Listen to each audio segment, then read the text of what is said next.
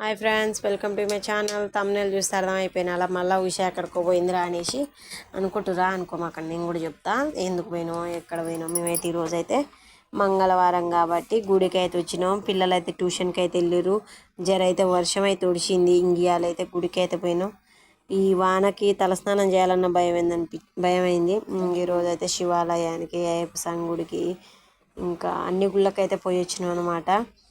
మేము పోయింది అయితే 5 గంటలకల్లానే ఒకరు ఎవరో కానీ అభిషేకం అయితే చేసేసారు. మంచిగా అనిపించింది. అప్పుడప్పుడు అయితే ఇట్లా గుడికి కూడా వెళ్ళాలి. అట్లనే మేము గోశాల కూడా వెళ్ళినాం. గోశాల వీడియో కూడా పెడతాం. గోశాల కూడా పోయినాం. ఈరోజు అయితే రొట్టెలు పెట్టనీకి అయితే పోయినాం. అప్పుడప్పుడు అయితే రొట్టెలు పెట్టాలని ఏందో అనిపించింది.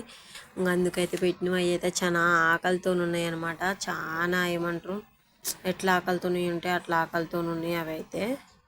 ఇంకేడ ఏం కనపడట్లేదు, నువ్వు చెప్పే మ్యాటరే కనపడుతుంది అంటే నేను వీడియో అయితే ఇంకా అంత ఘనంగా తీస్తున్నాను అనమాట. ఇటు పెట్టినా కూడా అర్థం కావట్లేదు. నేను మాట్లాడుకుంటే అయితే ఇక్కడికైతే లాస్ట్కి ఎవరి కాడికి వచ్చినాం చూసేయండి. మన బొజ్జ వినాయకుడి కాడికి వచ్చినాం. త్వరలో గల్లీలో ఉంటాడు. ఇంకా ప్రస్తుతానికైతే ఇప్పుడైతే గుళ్ళో ఉన్నాడు, తర్వాత గల్లీలో ఉంటాడు. ఇక్కడైతే వినాయకుడి స్వామిది అయితే విగ్రహం అయితే ఉన్నది. కానపాకంలో ఎక్కడ ఉంటాడో నాకైతే నాలుక తిరగట్లేదు అనమాట. ఇక్కడైతే తమలపాకుల చెట్లు చూడండి ఎట్లున్నాయో, మస్తు చెట్లు ఉన్నాయి, భలే ఉంది. తమలపాకులు ఇట్లా వాసన వస్తున్నాయి అనమాట. చెట్లు అయితే బాగా మొలిచినాయి. ఇంకా ఇక్కడ ఈ దేవుని కూడా అయితే దర్శనం చేసుకున్నాం, గంట కొట్టినాం. ఇంకా మళ్ళా కిందకైతే దిగుతున్నాం. ఇక్కడ దిగి మళ్ళీ శివాలయం ఇక్కడ ఒకసారి అయితే దండం పెట్టుకొని ఇంకా అయ్యప్ప స్వామి గుడి దగ్గరికి అయితే పోతున్నాం. అమ్మాయి రోజు ఎంత ప్రశాంతంగా ఉందంటే, వాన రాకపోతే ఎంత ఎండకైనా అఫ్ఫో అని ఉండొచ్చు, కానీ వర్షాలకు ఉండాలంటే మనం ఉండలేమన్నమాట. పిల్లలేరి మీరు ఇద్దరే పోయారు అనుకుంటారా? మేము ఇద్దరమే పోయినాం, పిల్లల్ని అయితే తీసుకోపోలేదు. ఇక్కడ మెట్టుకు మొక్కిన అనమాట. నా యూట్యూబ్ ఛానల్ సక్సెస్ కావాలా అయ్యప్ప స్వామి అనేసి. ప్రతి దేవుణ్ణి ఏం మొక్కినాం అనుకుంటారా? నేనైతే గదే మొక్కిన. ఇక్కడైతే నేను గట్టిగా మొక్కిన శివయ్యని. ఇంకోటి ఏంటంటే ఇక్కడ చూడండి, బ్రహ్మం గారి పటం. ఇది బ్రహ్మం గారిది గుడి. ప్రతి దేవుడు ఉండనమాట మీ దగ్గరలో ఉండే దగ్గర. ప్రతి ఒక్క దేవుడు, ఆంజనేయ స్వామి, ఇట్లా నాగమ్మ తల్లి, మొత్తం అన్ని దేవుళ్ళు ఉన్నారు. ఆంజనేయ స్వామి కాడికి అయితే దర్శనం చేసుకోనికైతే పోతున్నాం. ఇంకా చాలా దేవుళ్ళు ఉన్నారు, దేవుళ్ళ పేరు కూడా రాసిర్రు. ఇంకా కానీ వెంకటేశ్వర స్వామి కాకుండా ఈ గ్రౌండ్లో మొత్తం దేవుళ్ళు ఉన్నారనమాట. ఆంజనేయ స్వామి చూడండి ఎంత ముద్దుగా ఉన్నాడో. ఇంకా అట్లనే అందరిని అయితే దర్శనం చేసుకున్నాం. జరసేపు కూర్చున్నాం. ఆవులకైతే పెట్టినాం అనమాట. ఆవులకు పెట్టిన వీడియోని స్నాప్షాట్లో తీసిన, అదైతే లాస్ట్కు పెడతా చూడండి. ఈరోజు ఆవులకు నేనేం పెట్టినా. ఇంగ్లీష్ వచ్చిన వాళ్ళు అయితే ఇది చదువుకోండి అబ్బా, నాకు రాదు, అంతగానం అయితే రాదు, మీరైనా చదువుతారు అనేసి నేను పెట్టిన. చెట్లు, ఈ లొకేషన్ చూడండి ఎట్లుందో. అప్పుడైతే దారి అది ఉండే, ఇప్పుడేమో దారి ఇది ఉందన్నమాట. ఇంకా నేను బొట్టు పెట్టుకొని కాగిన వాళ్ళు బిర్రుగా పెట్టుకుంటారు. ఇంకా వీళ్ళ కాడ మనం ఎందుకు ఆయన వచ్చేటప్పుడు పెట్టుకుందామని ముందు మనం దేవుని దర్శనం చేసుకుందామని పోతున్నాం. ఇంకా మనకి పోయే దారి అంతా మళ్ళీ ఇక్కడ కూడా ఒక గోశాల ఉంది. అక్కడ ఒక గోశాల, ఇక్కడ ఒక గోశాల. ఇంకోటి ఏంటంటే, మీరు ఎక్కడైనా సరే ఆంజనేయ స్వామి కూర్చున్న చూసిరా, చూస్తే నాకు కామెంట్ అయితే పెట్టండి. నేనైతే ఫస్ట్ టైం చూసిన. హరే కృష్ణ గుళ్ళ అంటే నరసింహస్వామి గుళ్ళ అయితే ఆంజనేయ స్వామి నరసింహస్వామికి ఎదురుగా ఉంటాడు అనమాట. నరసింహస్వామి కరెక్ట్ ఎదురుగా ఉంటాడు. ఆంజనేయ స్వామి కూర్చొని ఉంటాడు. ఎంత బాగున్నాడో, తమలపాకులు పెట్టుకొని ముద్దుగా. గజస్తంభం కూడా ఇక్కడ మొత్తం ఎంత బాగుంటుంది అంటే, ఈ బంజారా హిల్స్లో హరే కృష్ణ గుడి అంటేనే పెద్ద ఫేమస్ అనమాట. అప్పుడేమో నేను 4th క్లాస్ 5th క్లాస్ చదివినప్పుడేమో స్కూలు నరసింహస్వామి గుడి అనేది. ఇప్పుడైతే చూడండి, ఇప్పుడు హరే కృష్ణ గుడి అంటారు అనమాట. ఇక్కడ అందరూ హరే రామ హరే కృష్ణ అనేసి నైట్ బాగా డ్యాన్స్ చేస్తారు.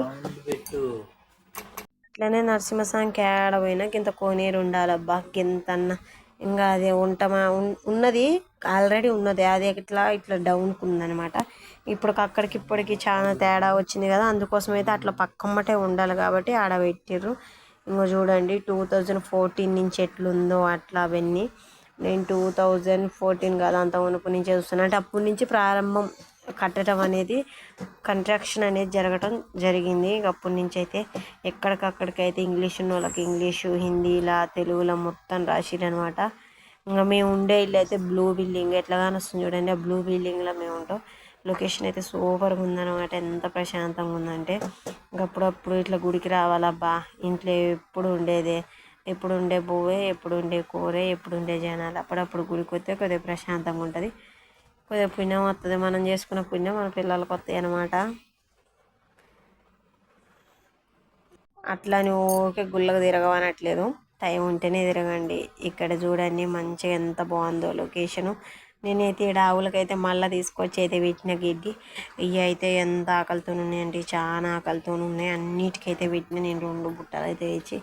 ఏదైతే అదైంది, తిడితే 2 మాటలు తిడతాడు అంతే, వాటి కడుపన నిండిది అనేసి ఒకటే బుట్ట అని చెప్పేసి నేను 2 బుట్టలు అయితే తెచ్చి అయితే వాటికైతే ఇస్తున్నా.